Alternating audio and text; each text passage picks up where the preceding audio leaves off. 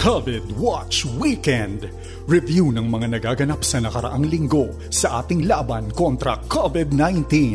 Pagkilala sa mga frontliners, talakayan sa iba't ibang issue kaugnay ng pandemya at pagtunghay sa sinasabi ng Biblia sa nararanasan nating krisis. COVID Watch Weekend.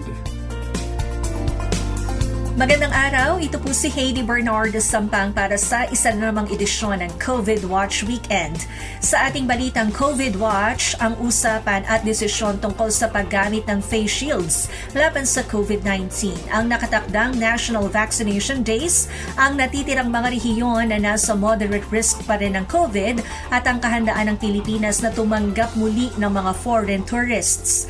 Kikilalanin din natin ang Frontliner of the Week na makakapanayam ni Joy Kawayan Combatier.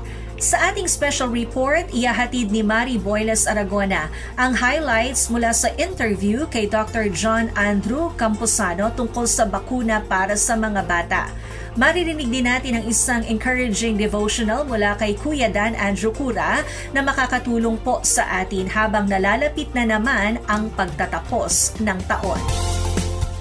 COVID-19 Watch. Naging mainit ang mga debate tungkol sa pagsusuot ng face shield nitong mga nagdaang araw. May mga LGU kasing nauna nang nag-atas na hindi na gawing mandato ang pagsusuot ng face shield bago pa man naglabas ng desisyon ang IATF. Kabilang dito ang lungsod ng Maynila, Iloilo, Davao City, Cebu City at ang General Santos City. Ayon sa kanila, sa mga ospital, klinika, diagnostic laboratories at public transportation na lamang dapat magsuot ng face shield. Una rito, sinabi ni Department of Interior and Local Government Secretary Eduardo Anyo na nasa kapangyarihan ng local government units na gawin ito.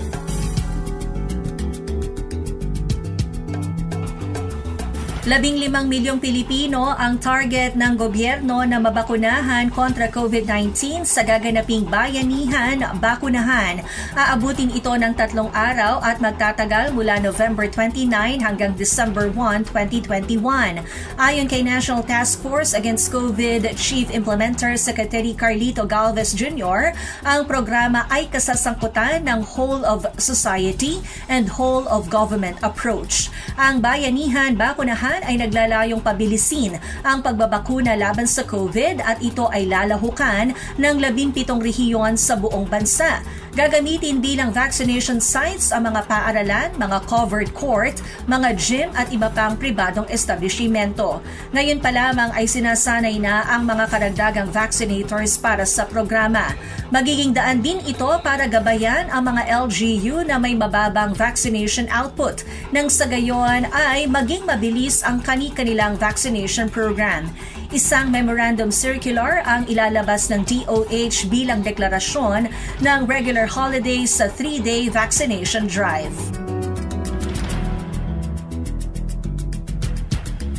Mahigit 70% o 70.5% na ng tourism workers ang fully vaccinated na laban sa COVID-19. Ayon kay Tourism Secretary Bernadette Romulo Puyat, bago pa man naging Alert Level 4 ang Metro Manila ay 99% na ng hotel employees ang fully vaccinated. Habang 100% ng bakunado ang tourism workers sa Baguio, Davao Region at San Vicente sa Palawan. Inaasahang sa loob ng susunod na 2 linggo ay maaabot na rin ng Boracay ang complete vaccination sa kanilang target eligible population. Sa Mountain Province, 95% ang bakunado na, 91% naman sa Coron, Palawan ang mga bakunado ng tourism workers at 83% sa Bohol. Dahil naman umano sa kakulangan ng health workers, kaya't naaantala ang pagbabakuna sa ilan pang bakasyunan katulad ng Siargao. 2 rehiyon na lamang sa bansa ang nananatiling nasa moderate risk category ng COVID-19. Ayon kay Health Secretary Francisco Duque III, ang Cagayan Valley at Cordillera. Administrative Region o CAR ang nananatiling nasa moderate risk for COVID-19. Ang ibaanyang rehiyon sa bansa ay under low-risk classification na. Samantala, ang buong bansa anya ay low-risk na rin dahil sa patuloy na pagbaba ng mga kaso ng COVID nitong mga nagdaang araw. Handa na ang Pilipinas para sa posibleng reopening ng borders para sa mga dayuhang turista. Ayon sa Bureau of Immigration, handang-handa na sila para dito sakaling alisin na ng pamahalaan ang restrictions sa foreign travelers sa harap ng pababang kaso ng COVID sa bansa. Tiniyak ni Immigration Commissioner Jaime Morente na handa na ang kanilang mga tauhan sa lahat ng airports para serbisyuhan ang mga biyahero. Ito ang naging garantiya ng Bureau of Immigration kasunod ng pahayag ng Malacanang na ibubukas lamang sa international tourists ang bansa kapag nakamit na ang ating population protection. Ang ating frontliner of the week ay si Steve Rodriguez, Administrative Assistant 2 sa Provincial Governor's Office sa lalawigan ng South Cotabato. Siya ang in charge sa repatriation ng returning residents at returning overseas Filipinos sa General Santos Airport. At para ipakilala siya, narito si Joy Kawayan Combatier. Maraming mga kababayan natin ang na-stranded at di agad nakauwi sa kani-kanilang mga probinsya noong kasagsagan ng pandemya. Ang mga local government unit ay gumawa ng mga inisyatibo upang matulungan ang kanilang mga residente. Sa South Cotabato, isa ang Provincial Tourism Office sa opisinang inatasang mag-coordinate ng flight ng mga uuwing locally stranded individuals at mga OFW. Ibinahagi ng ating frontliner of the week na si Steve Rodriguez ang kanyang naging papel ngayong panahon ng pandemya. Yung trabaho ko ngayon is designated po ako na admin officer ng tourism office. In charge po ako ng facilitate ng mga claims like payrolls, mga pasahod ng empleyado, mga claims po namin sa transaction namin sa office. At the same time, kami din po ang in charge sa pagpapauwi po ng ating mga returning residents at saka mga ROF. Kami po yung nag-a-assist doon sa airport papunta sa kanilang LGU. Ang mga challenges namin is yung pagpapauwi sa kanila, kumbaga medyo nahirapan kami kasi may ibang mga returning residents hindi naka-coordinate po sa kanilang mga LGU. So ginagawa po namin, ina-assist po namin sila para makontak po nila ang kanilang LGU. Kailangan po nila mag-coordinate po sa kanilang LGU kasi minsan nahuhold po sila sa mga airlines. So ang airlines naman, lalo na sa Manila, minsan nag-coordinate din sa amin if mga residents po namin sila dito. So minsan nag-assist din po kami. Pero ngayon, medyo okay na kasi yung mga returning residents natin is alam na po nila ang mga requirements. Pero nung nakaraang taon, medyo nahirapan kami kasi bago talaga yun kasi maalala nyo na nag-suspend ng flight. So, ang ginawa po ng province is nagpa-cheaper flight po siya para sa mga taga-South Cotabato. At saka kami po na nag-assist doon. Nagkataon pa nga na dito na kami tulog sa opisina para mag-contact sa kanila hating gabi. Actually, mabilisan na pag-coordinate namin kasi first time ko naging chartered flight coordinator ng dalawang airlines. Ang flight nila is 8 o'clock, tapos minsan hindi pa nila nakuha yung kanilang mga flight booking details. So, mga 12 midnight, tumatawag pa kami sa kanila para i-asikaso ang kanilang mga requirements. Meron din po na yung mga returning residents natin, 4 a.m. pa yung flight papuntang Jensan. Mahirap sa amin na gumising minsan ng 2 a.m. para papuntang airport. Kasi yung sweeper flight ng OWA, kasi dati hindi mo alam kung ano oras dadating ang aeroplano. Minsan, may 12 midnight, 1 p.m. So, dapat 1 hour before nandun ka na sa airport. So far, nakapauwi po tayo last year ng mga almost 200 po na mga residents ng South Cotabato. Laking ginhawa sa mga residente ng South Cotabato ang pag-assist sa kanila beyond office hours ng mga kawani ng Provincial Tourism Office, maging ang pag-facilitate ng kanilang travel itineraries at ang pagsundo sa kanila mula Jensan Airport. Sa paggawa nito, iba yung pag-iingat ang ginagawa ng ating mga frontliner. Sinusundo po natin sila doon sa may Jensen Airport. Naka-full PPE, lalo na yung mga team leader po natin. So, kailan naka-full battery gear, kumbaga doon sa airport. Pagdating sa Jensen Airport, sinatriage po namin sila. Siyempre, sinacheck po namin saan po sila uuwi. Tapos, sinacheck po if may mga signs and symptoms sila. Kasi kung may mga signs and symptoms ka sa COVID, kailangan mo ma-isolate na po sa kapwa mo mga pasahero. After nyan, i-assist po namin sila sa transportation po doon sa airport. Official van natin, pauwi po dito sa Cotabato. Aminado ang ating frontliner na apektado rin minsan ang kanilang mental health dahil sa stress na dala ng kanilang trabaho. Ibinahagi ni Sir Steve ang kanyang naging stress reliever sa gitna ng pagod at tensyon na nararamdaman. Actually, mahirap talaga last year kasi di ba, gigising ako ng 2 a.m. para magsundo doon ng 4 a.m. Tapos by 8 o'clock, punta ako ng office para magtrabaho sa aking regular function. So, last year, parang feeling ko na yung mental health ko is parang pagod na kung minsan, tapos pagkahapon may super pa. So, ang ginagawa ko is nagpapahinga po ako during working hours sometimes. Natutulog kami minsan. Kumbaga, shifting ang ginagawa namin. Minsan naman, nagbabasa po ako ng mga inspirational quotes para makatulong po sa akin.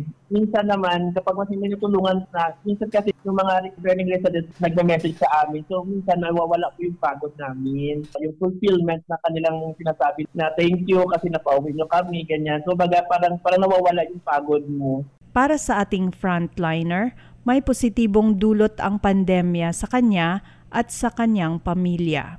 Yung positive naman na ng pandemic sa akin is yung naging close ako sa pamilya ko. Hindi ko siya ginagawa dati na tumatawag ako everyday sa pamilya ko para kamustahin sila. Yun po yung parang naging close kami ng pamilya ko kasi di ba minsan work tayo, kalimutan natin yung ating mga, kumbaga nagbibigay ng inspirasyon para magtrabaho tayo ba. Naging close ako sa pamilya ko.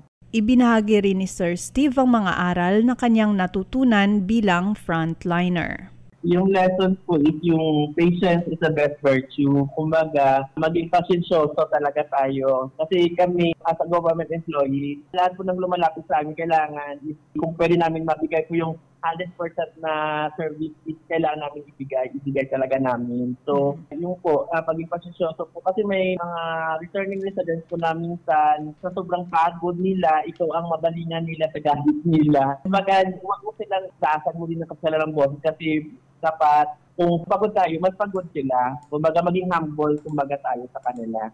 May hamon si Sir Steve sa mga fellow frontliners sa gitna ng kakulangan ng mga benepisyo. Sa mga kapwa ko frontliners, mag-serve 100%. Serve with all your heart, 100%.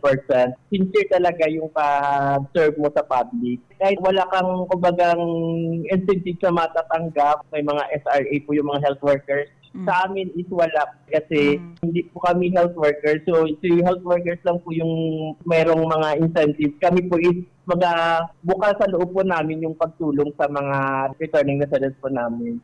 Sa huli, may paalala ang ating frontliners sa bawat tagapakinig. Ngayon, meron naman tayong mga vaccine na dumating. Magpa-vaccine talaga sila. Umiwas sa mga crowded na places. Mag-observe ng physical distancing, masuot ng face mask, face shield kung kailangan. Kung may mga nararamdaman na mga signs and symptoms, pakipot agad sa mga BHERS po natin. Bawat isa ay may papel na ginagampanan sa ating pakikipaglaban sa COVID-19. Tulad ng ating frontliner, 100% paglilingkod ang ating ibigay sa Diyos at sa kapwa. Ang salita ng Panginoon ay nagpapaalala sa unang Korinto 10:31, gawin ninyo ang lahat sa ikararangal ng Diyos. Para sa COVID Watch Weekend, ako po si Joy Kawayan Combatier. Salamat Joy at salamat din kay Sir Steve. Samantala, patuloy po kami nagpapasalamat sa inyong suporta para sa FEBC, sa inyo pong pananalangin at pinansyal na tulong. Kung kayo po ay interesadong mag-donate para po sa ating gawain, bisitahin lamang ang webpage na donatenow.febc.ph o tumawag sa 0947-333-5 5605 para sa detalye. Maaari rin pong magbigay ng inyong donasyon sa pamamagitan ng GCash.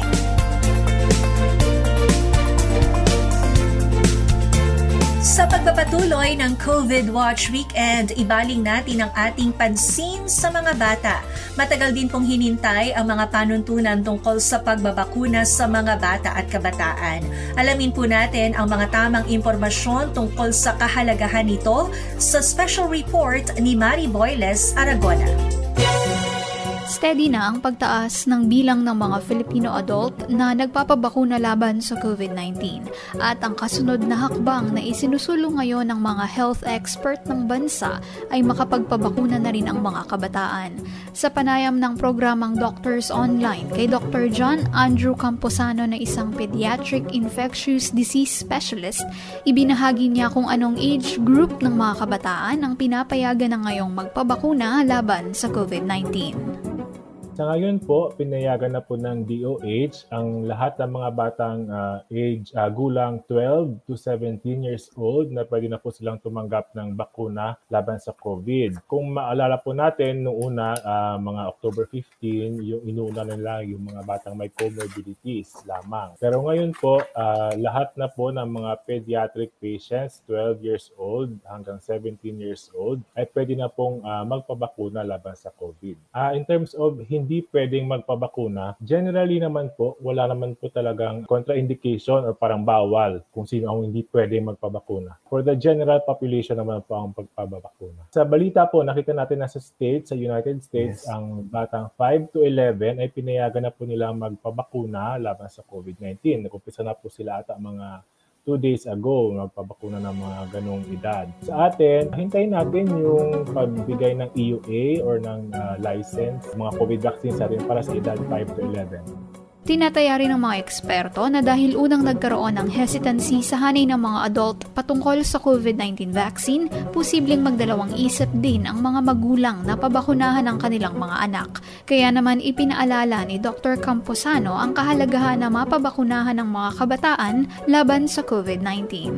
Compared sa mga mas matatanda, mas mababa po ang risk ng mga bata na magkaroon ng severe na COVID. Pero syempre, mababa lang po, hindi po zero. Kaya po din importante pa rin na bakunahan natin sila laban sa COVID. At saka syempre po, ang pagbabakuna sa COVID, hindi lang natin yung ginagawa para protektahan yung pasyente, yung isang tao, yung bata mismo. Kundi gusto rin natin na maprotektahan yung buong pamilya. Para for example, kung isang bata magka-COVID siya or ma-expose siya sa classmate niya o sa sasakyan sa COVID, tapos may matanda siyang kasama sa bahay, lola niya or lolo niya na mahina na. Di syempre, pwede niyang mahawaan yun. Pero kung bakunado siya, less likely na mangyari yun. So in a way, protektado siya, protektado yung mga mahal niya sa buhay. At syempre, isa pa, hindi lang din yung sarili niya, hindi lang din yung mahal niya sa buhay, kundi yung protektado yung buong community. Kasi pandemic ito, lahat tayo apektado. Di syempre, lahat tayo dapat gawan din natin ng paraan. So,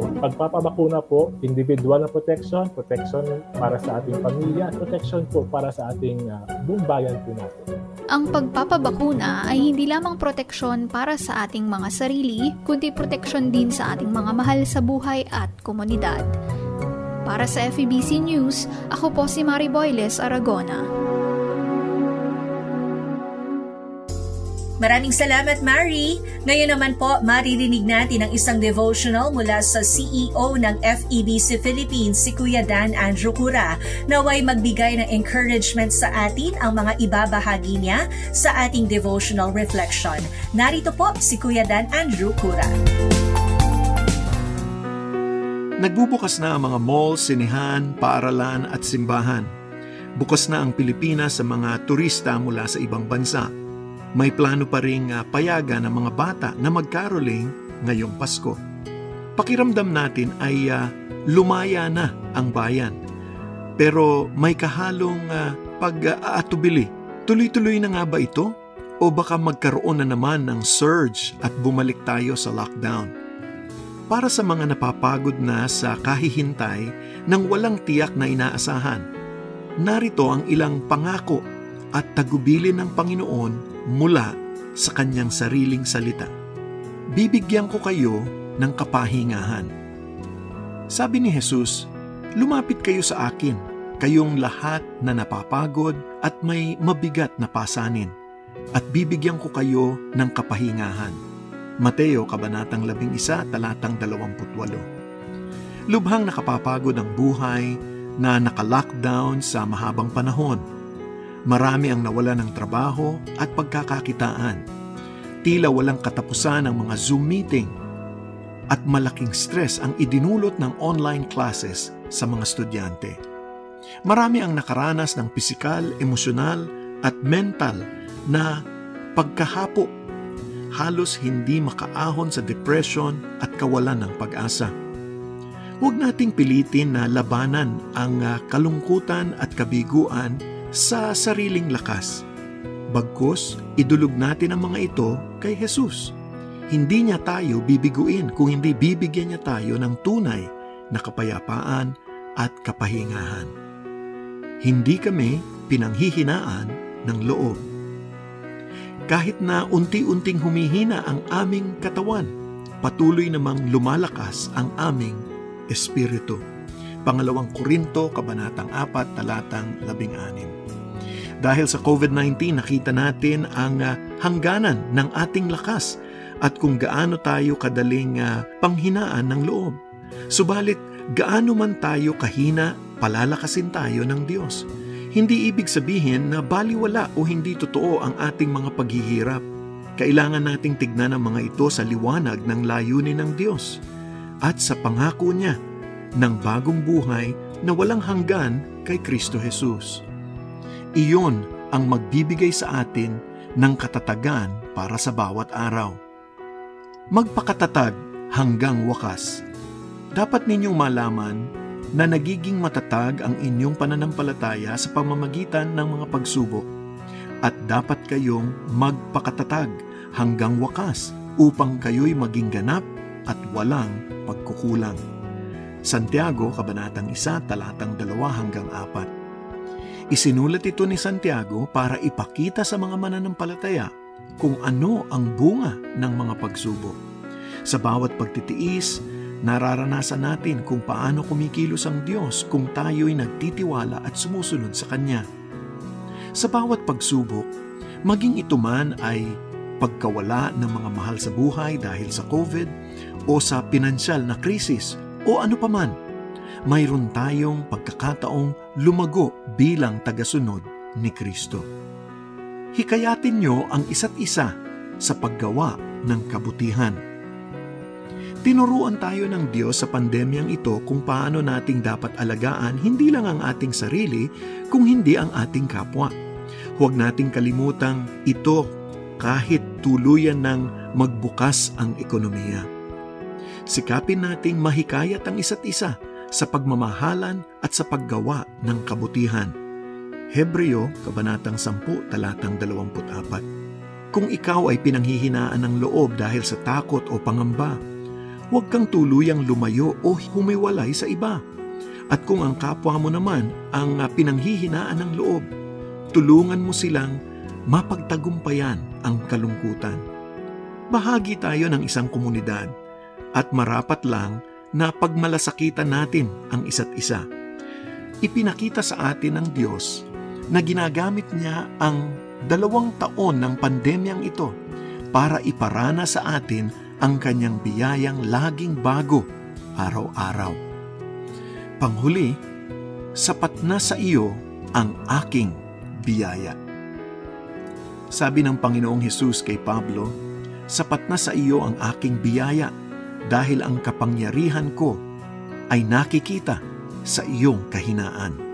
Pangalawang Korinto, Kabanatang 12, talatang 9. Paulit-ulit nating nababasa sa Biblia kung paano ipinapakita ng Diyos ang kanyang kapangyarihan tuwing may mga sitwasyong tila wala ng pag-asa. Sa panahon ng sukdulang kahinaan, pagdadalamhati o kabiguan, sa mga panahong wala tayong kakayanang tulungan ang ating sarili, tanging sa biyaya ni Kristo tayo umasa at kumapit. Ama naming Diyos, maraming salamat sa iyong salita sa Biblia na punong-puno ng pagpapalakas ng loob. Panginoon, sa aming pagbabasa nito, sa aming kahinaan, mangyaring tuluyang lumakas ang ating loob at kami magpatuloy sa aming buhay. Paminsan kami, Panginoon, ang siyang nalulugmok at bagsak ang kalooban.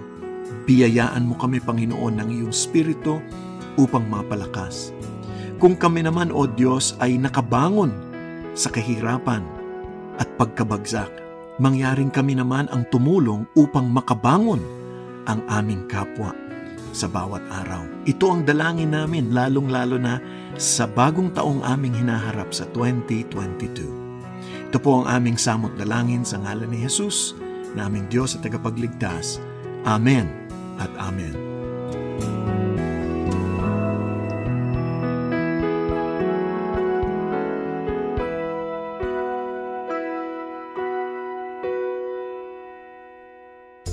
At dito po nagwawakas ang isa na namang edisyon ng COVID Watch Weekend. Tandaan po natin sa mga nararanasan nating pagbabago ng mga public health protocols, hindi natin maiiwasang makaranas ng pangamba. Hayaan nating ang salita ng Diyos ang maging kalakasan at pag-asa po natin sa unti-unting pagbangon ng bansa. Hanggang sa susunod na COVID Watch Weekend at sa pangalan po ng ating buong pangkat, ito po si Heidi Bernardo Sampang nagpapaalala, basta't laging handa at sama-sama sa kanyang lakas, kaya natin to.